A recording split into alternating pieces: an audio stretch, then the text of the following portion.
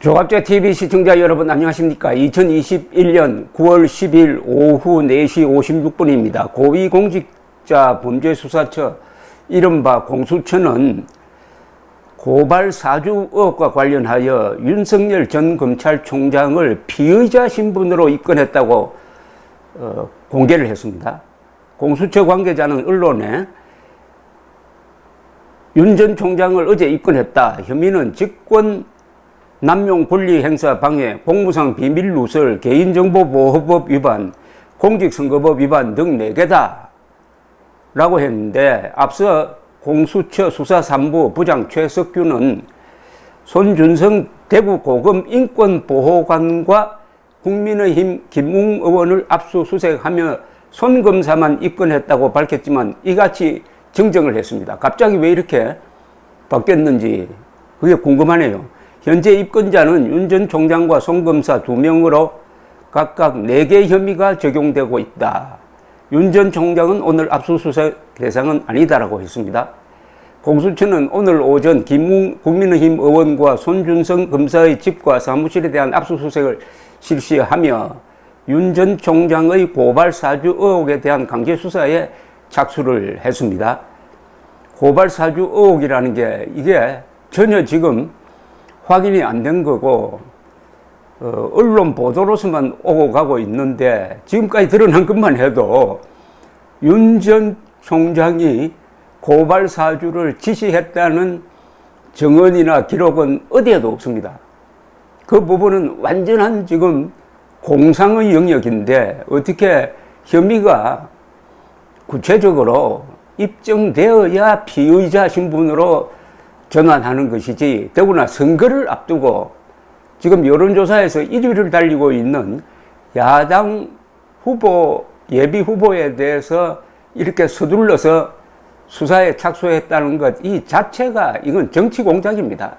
이것은 부정선거를 획책하기 위한 정치 공작 의혹 사건입니다. 이것은 이름을 바꿔야 됩니다. 범여권의 윤석열 낙마시키기 위한 공작 의혹 사건이라고 이름을 바꿔야 됩니다.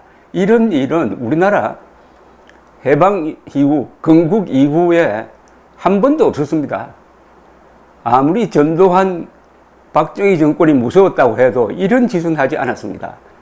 여기에 대해서 국민들이 어떤 반응을 보이느냐, 국민들이 분노하느냐, 국민들이 냉담하느냐, 이게 앞으로 결정될 것 같은데, 내년 선거는 이번 이 소동의 결과로서 결정이 될 것이라고 봅니다. 저는 감히 예측을 하는데, 공수처가 하는 짓이 이게 앞뒤가 맞지 않고 뭐가 서두르는 것 같아요. 그러나 대한민국은 요거 하나는 기억하십시오, 여러분. 고문을 할 수 없는 나라입니다, 대한민국은. 고문을 할 수 없다는 것은 죄 없는, 저는 윤석열은 죄 없는 무고한 사람이라고 봅니다. 당연하죠. 죄 없는 윤석열을 죄인으로 만들 수는 없다는 거죠. 그렇다면은 수사를 통해서 흠집 내가지고 지지율을 떨어뜨리겠다는 의도, 선거에 영향을 주겠다는 의도인데, 그게 역작용 날 가능성이 저는 훨씬 높다고 봅니다. 그건 왜냐? 언론 자유는 아직 살아있으므로입니다.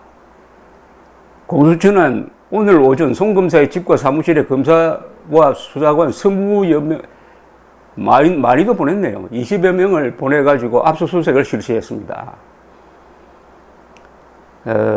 이건 여러분들 하도 복잡하니까 더 다시 설명을 하기 어렵고, 피의자 신분이라는 것은 피의자 말 그대로 의심이 있다는 뜻입니다.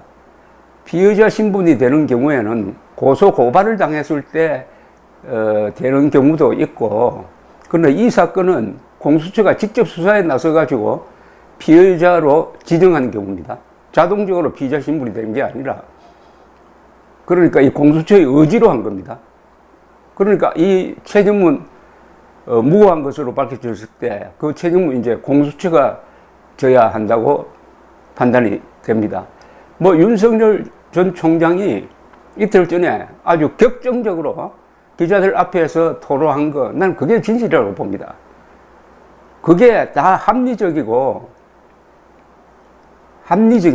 그리고 합리적이라는 것은 윤석열 전 총장의 그동안의 행태나 이런 걸 보면은 더구나 자기가 분리해가지고 코너로 몰려 있을 때인데 고발장을 쓰라고 그래가지고 그걸 검찰에 제출했을 때 그게 도대체 수사가 제대로 되겠느냐? 그런 바보짓을 할 윤석열 총장은 아니었다고 생각을 합니다. 또 이 폭로 과정에 등장하는 사람들의 행태나 이런 게 보면은 뭔가 냄새가 나지 않습니까? 똑같은 논리를 만약 문재인에게 적용하면 어떻게 되겠습니까?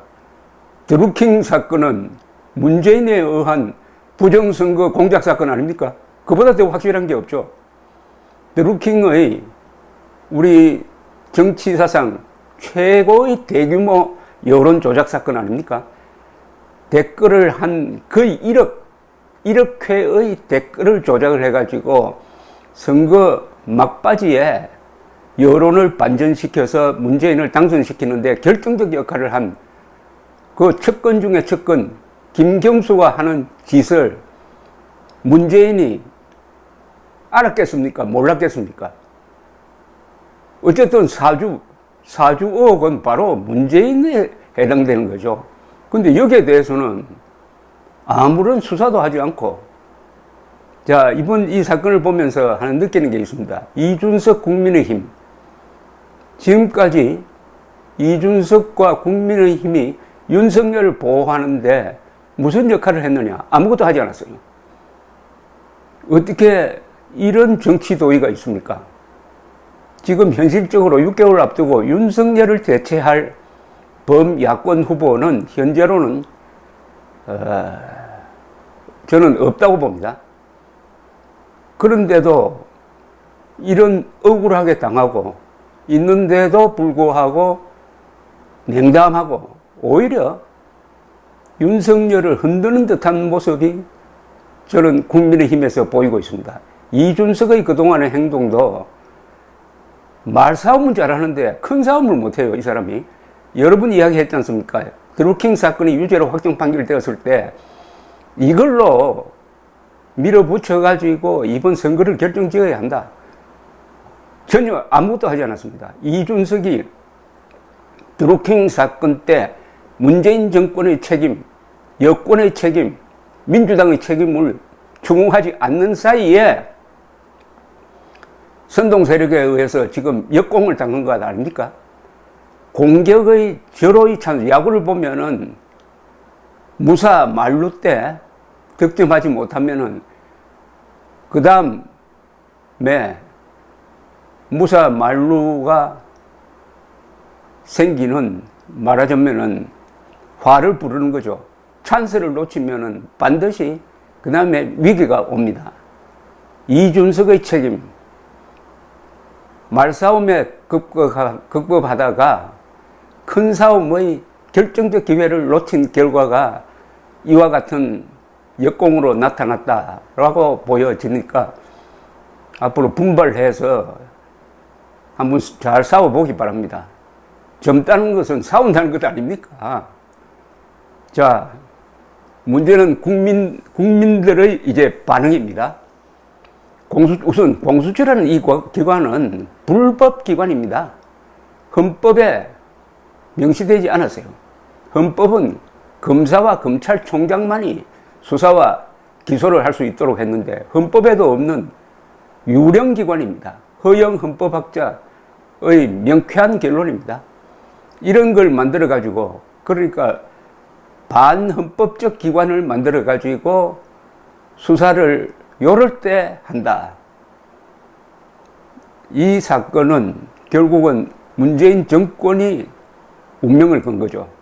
문재인 정권 사정으로야 이해는 갑니다. 정권을 놓쳤을 때 문재인 대통령 본인을 비롯해서 얼마나 많은 사람들이 수사, 재판을 받겠느냐. 더구나 그 혐의는 아마 무시무시할 겁니다. 여적죄, 이적죄, 국가 반역, 등등등등등 그런 공포가 공수처를 만들어 가지고 정권을 한번 보유하고 하겠다고 만들었는데 이번에 이런 경우에 써먹는데 저는 이게 결국 헛발질 내지 자충수로 드러날 것으로 믿습니다. 2021년의 대한민국 국민들의 수준을 오판한 것이 아니냐 생각이 듭니다. 앞으로 윤석열 캠프에서, 아니 윤석열 본인이 어떻게 나오느냐.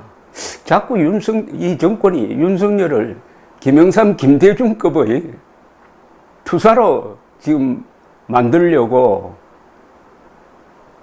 집착하는 것 같은 느낌이 듭니다. 김영삼, 김대중 두 사람이 왜 살아남았느냐? 국민과 언론의 지지가 있었기 때문입니다. 무엇보다도 진실이라는 것이 그 힘이 없는 것 같지만은 한번 덮으려고 했을 때 진실이라는 이 빛은 언제든지 삐쳐나오게 되어 있습니다. 자유민주주의라는 것은 진실 위에 정의를 세우고 그 정의가 자유를 지켜내는 그런 구조입니다. 이 민주당 세력은 헌법 파괴 세력이고 문명 파괴 세력이고 민족 반역자 김정은과 손잡은 민족 반역 세력입니다. 이번 선거는 대한민국 대리인과 김정은 세력 대리인의 대결입니다. 감사합니다.